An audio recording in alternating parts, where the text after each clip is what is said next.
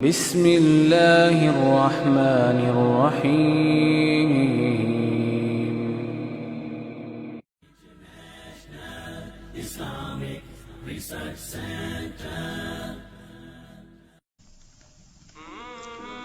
ہر انسان جو دنیا میں آیا ہے اسے ایک نہ ایک دن واپس جانا ہے. جب وہ دنیا سے چلا جاتا ہے تو اس کے عمل کا سلسلہ ختم ہو جاتا ہے. اب اسے بعد والوں کی دعاؤں کا انتظار ہوتا ہے جو اس کے درجات میں بلندی کا ذریعہ بنتی، جو اس کی بخشش کا ذریعہ بنتی.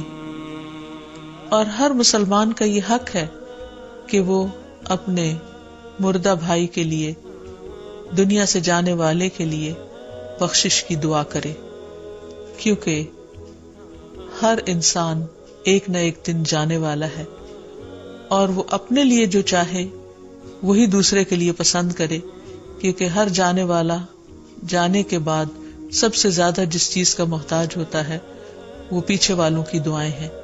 اس لیے ان کے لیے دعائیں کرتے رہنا چاہیے، اور یہ دعائیں ان کو فائدہ بھی دیتی ہیں.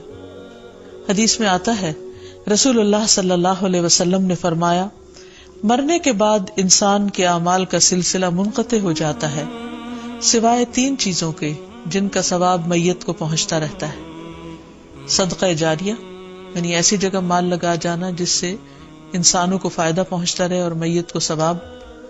لوگوں کو فائدہ دینے والا علم. نیک اولاد جو اس میت کے لیے دعا کرتی رہے، یعنی خصوصاً میت کے لیے اس کے اپنے بچے اور اپنی اولاد جو دعا کرتی ہے وہ سب سے زیادہ فائدہ دیتی ہے، کیونکہ بچوں کی والدین کے لیے محبت مسلم ہے، اور اس محبت کی وجہ سے، اس جدائی کے احساس کی وجہ سے، اس تڑپ کی وجہ سے دعا کے اندر خشوع خضوع بھی زیادہ آ جاتا ہے. اور اس خشوع خضوع کے ساتھ اور دکھ کے ساتھ جب انسان دعا کرتا ہے تو وہ دعا جلد قبول ہوتی ہے.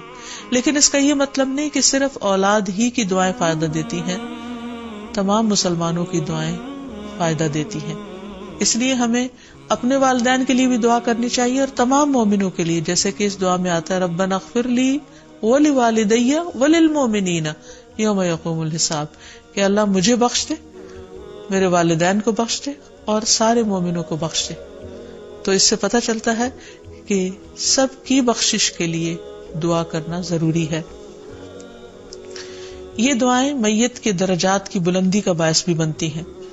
رسول اللہ صلی اللہ علیہ وسلم نے فرمایا، بے شک اللہ عز و جل جنت میں نیک آدمی کا درجہ بلند فرمائیں گے. تو آدمی عرض کرے گا، یا اللہ یہ درجہ مجھے کیسے حاصل ہوا؟ اللہ تعالیٰ فرمائیں گے، تیرے بیٹے کے تیرے لیے استغفار کرنے کی وجہ سے. یعنی تیرے دنیا سے جانے کے بعد تیرے بچے نے جو تیرے لیے دعائیں کی، ان کی وجہ سے تمہارا درجہ بلند کیا جاتا ہے. اور حقیقت یہ ہے کہ جانے والے کو پیچھے چھوڑی ہوئی اولاد یا مال و متاع یا جائیداد وہ چیزیں فائدہ نہیں دیتی، اسے دعا فائدہ دیتی ہے. اس لیے دعا کرنا چاہیے. عثمان بن عفان کہتے ہیں کہ نبی صلی اللہ علیہ وسلم جب میت کو دفن کر کے فارغ ہو جاتے تو قبر پر رکتے اور فرماتے، اپنے بھائی کے لیے استغفار کرو، یعنی سب سے دعا کرواتے. اور ویسے بھی جب انسان غائبانہ طور پر کسی کے لیے دعا کرتا ہے تو وہ دعا قبول ہوتی ہے. اس وقت اللہ تعالیٰ ایک فرشتہ مقرر کر دیتے ہیں جو آمین کہتا ہے اس دعا مانگنے والے کے لیے، اور اس کے لیے بھی دعا کرتا ہے کہ تمہیں بھی اللہ تعالیٰ یہی عطا کرے جو تم دوسرے کے لیے مانگ رہے ہو. وفات کا صدمہ ایک بہت بڑا صدمہ ہوتا ہے، اور اس وقت انسان جذبات سے مغلوب ہو کر کوئی بھی بات ایسی زبان سے نکال سکتا ہے جو اللہ تعالیٰ کو ناراض کر دے. اس لیے اس وقت اپنے جذبات پر قابو پا کر درست بات کرنا ہی فائدہ دیتا ہے.